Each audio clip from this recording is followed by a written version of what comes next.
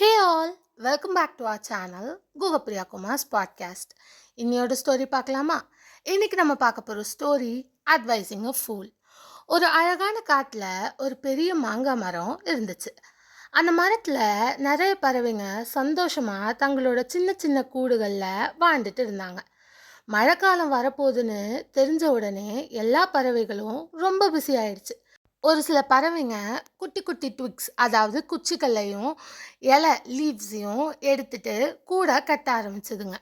இன்னும் ஒரு சில பறவைங்க மழை நாட்களில் தேவையான சாப்பாடை கலெக்ட் பண்ணிட்டு சேஃபாக வச்சாங்க. கொஞ்ச நாட்களில் மழை ஆரம்பிச்சது. மின்னல் இடின்னு ரொம்ப பெரிய மழை.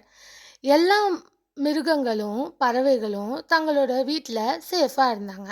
ஆனால் ஒரு நாள் ஒரு குரங்கு மழையில் முழுசாக நனைஞ்சிட்டு குளிரில் நடுங்கிட்டு அந்த மரத்துக்கு கீழே வந்து நின்றுட்டு இருந்துச்சு.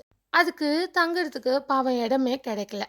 இது பார்த்த பறவைங்க ரொம்ப பாவமாக இருந்துச்சு.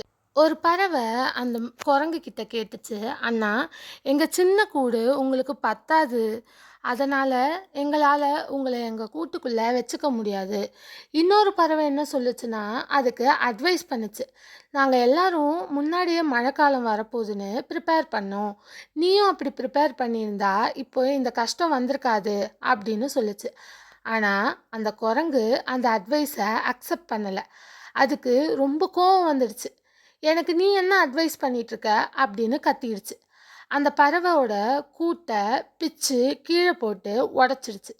பாவம், அந்த பறவையும் அதோட குஞ்சுகளும் கஷ்டப்பட்டாங்க.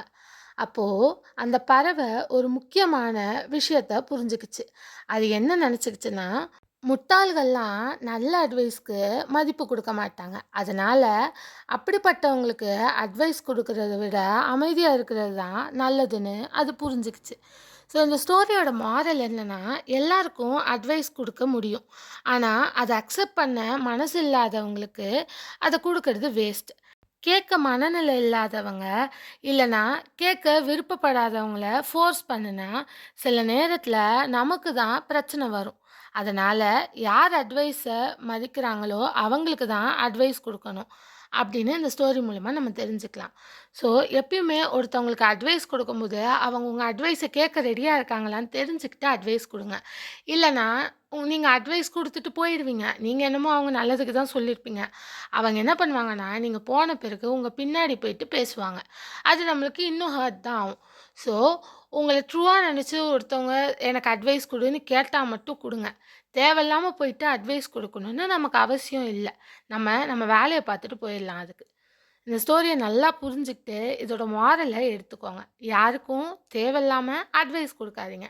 உங்ககிட்ட ட்ரூவாக வந்து யாராச்சும் எனக்கு ஹெல்ப் பண்ணு, எனக்கு இந்த விஷயம் புரியல, அட்வைஸ் பண்ணு அப்படின்னு உங்ககிட்ட வந்து கேட்டாங்கன்னா மட்டும் அட்வைஸ் பண்ணுங்கள். இல்லைனா இந்த பறவை மாதிரி தான் உங்களோட ஹார்ட்டை, பறவையோட கூட்டை உடைச்சாங்க பார்த்தீங்களா, அந்த மாதிரி உங்களோட ஹார்ட்டை சுக்கு நூறாக உடைப்பாங்க. ஸோ யாருக்கும் அட்வைஸ் பண்ணுறதுக்கு முன்னாடி ஒன்ஸ் ஆர் ட்வைஸ் யோசிச்சுட்டு அட்வைஸ் பண்ணுங்கள். ஓகேயா? So fools never value good advice. It is better not to advise them. உங்கள் அட்வைஸை புரிஞ்சுக்கிறவங்களுக்கு மட்டும் அட்வைஸ் பண்ணுங்கள். தேங்க்ஸ் ஃபார் வாட்சிங். லைக், ஷேர், சப்ஸ்கிரைப்லாம் பண்ணிக்கோங்க. நாளையோட தாட் வீடியோவில் உங்கள் எல்லாரையும் நான் மீட் பண்ணுறேன். பை காய்.